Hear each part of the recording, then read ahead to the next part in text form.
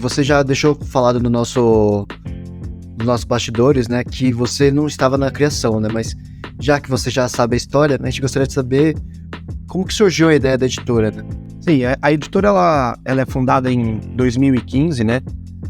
Um momento ali ainda de não digo uma euforia, mas um momento. O assunto Copa do Mundo no Brasil, ele ainda era muito quente, né? O Brasil viveu aquele período dos grandes eventos, né? Copa de 14, Olimpíada de 16.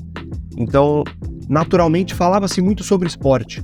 O esporte estava em alta naquele momento, porque o Brasil sediaria esses dois grandes eventos, então era natural que até mercados ou pessoas que não necessariamente fossem do universo do futebol, do esporte, de alguma maneira tratassem disso, né? Mas no caso da editora, ela surge nesse período, mas de uma vontade que ela é antiga, ou da percepção que já não é que já não é recente, de que o mercado de livros de futebol no Brasil, ele ainda é escasso.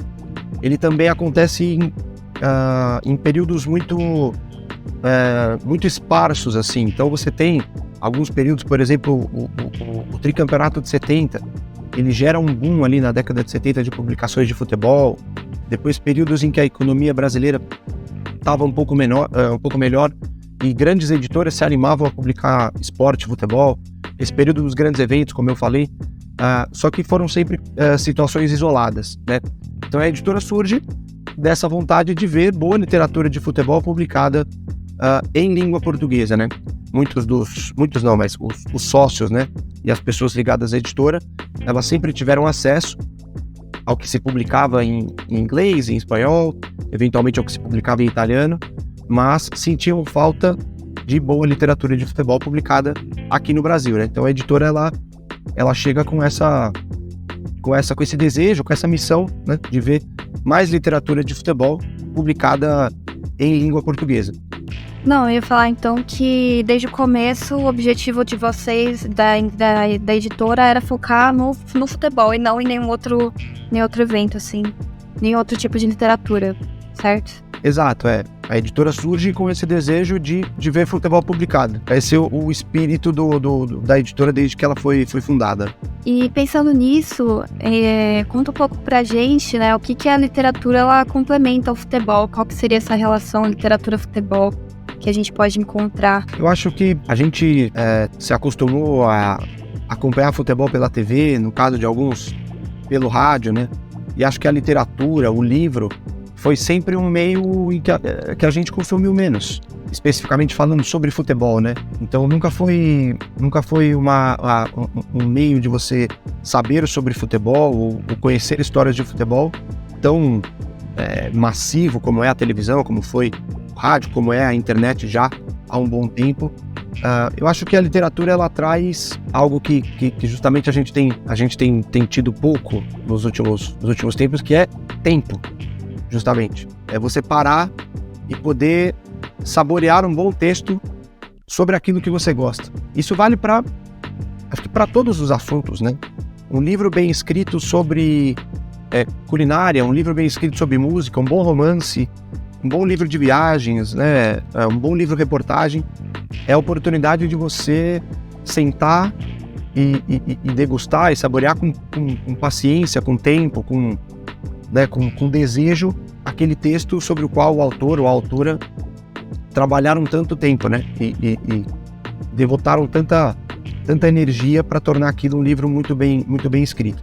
Então, eu acho que o futebol, no meio de tudo que acontece e que a gente acompanha na internet, nas redes sociais, na televisão, a literatura de futebol ela nos dá essa possibilidade de parar um pouco, né? E sentar e curtir com um pouquinho mais de calma, né? Curtir com um pouco mais de reflexão, sem essa urgência das redes, essa urgência de informação que a gente acompanha, né? E que está muito presente no jornalismo esportivo, né? Hoje o jornalismo esportivo ele é um meio também em que a gente vive essa loucura da informação, né? A internet, é link pipocando a todo instante, as redes sociais muito presentes, e a gente lê pouco sobre futebol. porque os veículos também que trabalham com texto, com o tempo eles passaram a apostar menos nesse formato, ou as redações de jornais e sites diminuíram o seu tamanho. Então a literatura nos dá essa possibilidade de ter um texto, de acompanhar um futebol que está indo na contramão dessa urgência, dessa pressa, dessa loucura que é a nossa vida e, consequentemente, é essa loucura que é acompanhar as notícias e o noticiário do dia a dia de esportes e de futebol também, né? Sim. E a diferença de literatura com jornalismo esportivo é até no fato de você realmente focar num lance, num detalhe de uma partida, e às vezes o jornalista se confunde muito com fofoca de celebridade, né? Tipo, falar o que o jogador tal fez, o que o jogador tal comprou, né? Às vezes, pelo menos o que eu sinto quando eu vou ver um pouco de jornalismo esportivo atualmente, assim. Às vezes você não sabe se está tão focado no esporte ou se está focado na figura do jogador. Sim, acho que é um pouco do que a gente falava anteriormente, né, Arthur?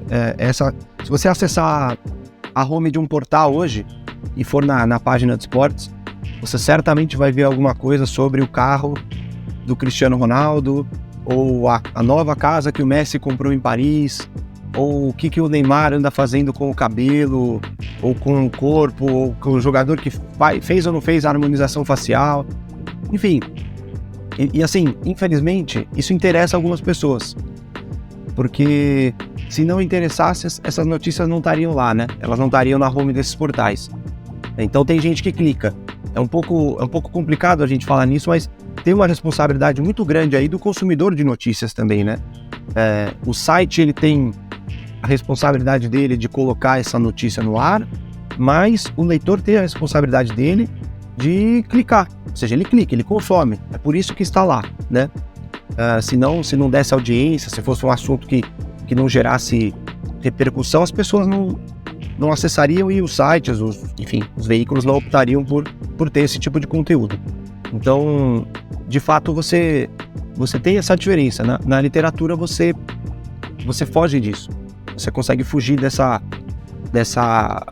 loucura, essa urgência de informação, de falar sobre tudo a todo instante, e de estar sempre acompanhando o dia a dia, as notícias em tempo real.